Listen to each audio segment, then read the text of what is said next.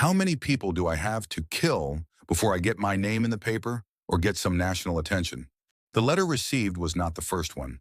BTK had been communicating through paper, phone calls, and cryptic messages. Yet no one seemed to be talking about him. It infuriated him. Seemingly a devoted husband, father of two, a churchgoer, a compliance officer, Dennis was a family man. But beneath the facade of an ordinary life lurked a serial killer, hiding in plain sight. For BTK, killing alone wasn't enough. He craved more. He needed publicity, for fear to spread like wildfire, and for admiration of his dark deeds. Like many serial killers, BTK carried an inflated ego. He boasted of his crimes in his communications, taunting authorities and the media alike. He sent clues that mocked the system, daring them to catch him, and yet every time he seemed to slip through their fingers. Welcome back to Prison Stories. In this video, we will discuss the notorious BTK and his correspondence with the police. We will explore how he taunted the system with his cryptic notes, how he inflicted fear upon the public, and how his own hubris ultimately led to his capture. BTK, or Dennis Rader, began his spree on January 15, 1974, with the brutal murders of 4 members of the Otero family. Later that year, on April 4th, he attacked Catherine Bright and her brother Kevin. Kevin survived a gunshot to the head, but Catherine was not so fortunate. These early crimes failed to give Rader the recognition and reputation that could inflate his ego. He needed more than these murders, and what followed revealed the depth of his need for recognition. In October 1974, a young man falsely confessed to the Otero murders. For Rader, it was unforgivable and unacceptable. Important enough for him to come out of his hiding and claim what was his. He couldn't allow another man to take credit for his work. This insult spurred his first communication with the authorities. It began with a strange phone call to an editor at the Wichita Eagle. The caller directed him to a mechanical engineering book at the Wichita Public Library.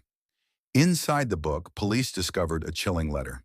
"Those 3 dudes you have in custody are just talking to get publicity. The code words for me will be bind them, torture them, kill them, BTK." Rader wasn't ready to share the spotlight with anyone. To prove his authenticity, the letter included specific, previously unknown details about the Otero murders. Details only the killer could have known. It was a haunting message that marked the beginning of a twisted cat-and-mouse game between BTK and the authorities. BTK was eccentric towards his victims. He killed Shirley Vian, but there was no phone call or letter immediately after. The Wichita Eagle later received an index card imprinted with a chilling poem that began, Shirley Locks, wilt thou be mine?"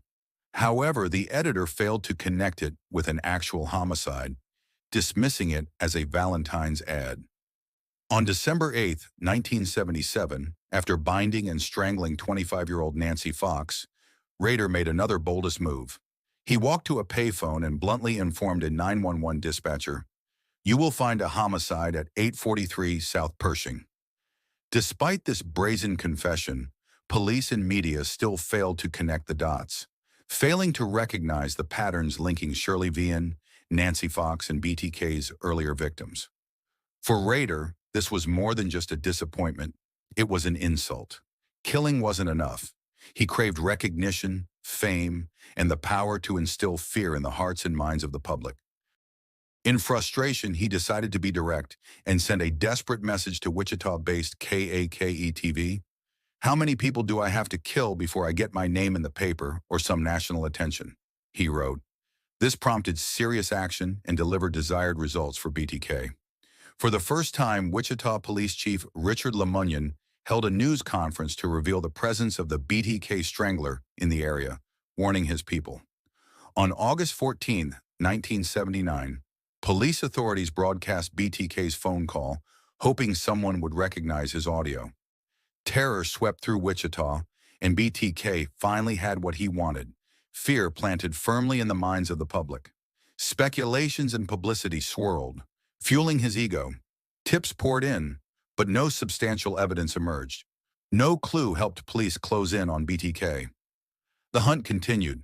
Authorities even established a task force devoted to BTK's crimes, nicknamed the Ghostbusters. Still, they found no leads. On April 27, 1985, Rader again came into action, strangling his neighbor, 53-year-old Maureen Hedge. Yet police failed to connect her murder to BTK this time too. Again on September 16, 1986, Rader killed Vicky Vagerly, a young wife and mother. Again, the police misjudged the situation, charging her grieving husband, unaware of his innocence in BTK's involvement. By January 19, 1991, BTK claimed his final victim. Rader broke into the home of retiree Dolores Davis by hurling a cinder block through a sliding door. He bound and strangled her, leaving her body beneath a bridge. And then there were none. A long gap followed, during which people began to forget about BTK. Rader sent no more notes. The cases grew cold, gathering dust in police archives. Dennis Rader got busy living his ordinary life, but the demon was not gone. He was just sleeping inside him. It was January 2004 when the Wichita Eagle reignited the dying flame of BTK. An editorial mentioned him, commemorating the 30th anniversary of the Otero killings. The piece recalled the terror BTK wielded in the 1970s and suggested that he had faded from memory after so many years. However, this article was like a stab to BTK's alter ego. Soon, on March 19th of the same year, BTK sent an envelope containing a copy of Vicky Vagerly's missing driver's license, photos of her body, and his distinctive signature. He was back, claiming his notoriety. BTK was probably having the time of his life, remembering all those murders. The police's ignorance and failure to solve these cases served as his gratification. He returned to his old game of puzzles and letters, sending messages to various public locations. One garbage bag contained Nancy Fox's driver's license and a Barbie doll with a hood over its head and arms tied behind its back. He grew bolder and sent instructions through a postcard pointing to a cereal box on a road outside Wichita. Inside was a graphic description of BTK's first murders and another doll fashioned in a death position. The police were helpless, but they waited patiently for his first slip, a mistake that would finally unmask him. And it was about time for that. On January 25, 2005, police got what they had been waiting for. A box of cereal found in the trash contained a hidden message from BTK. This time, he wanted to communicate through a floppy disk. He likely thought he was being clever, not realizing this decision would mark the beginning of his end. As per his instructions, they ran a newspaper ad with the message, "Rex, it will be okay," luring him into their trap and directing him to send a floppy disk to a mailbox. And that was exactly what he did. On February 16, 2005, a floppy disk arrived by mail. The police, determined to uncover the identity of BTK, activated their forensic team. The metadata on the disk revealed that it had been used by a dentist at Christ Lutheran Church in Park City Library. Within seconds, an internet search for Christ Lutheran Church revealed the name of its president, Dennis Rader. The letters he sent, the taunts, and the puzzles he left behind were all part of his twisted game. But in the end, it was his carelessness, his desire to relive the terror he caused, that caught him.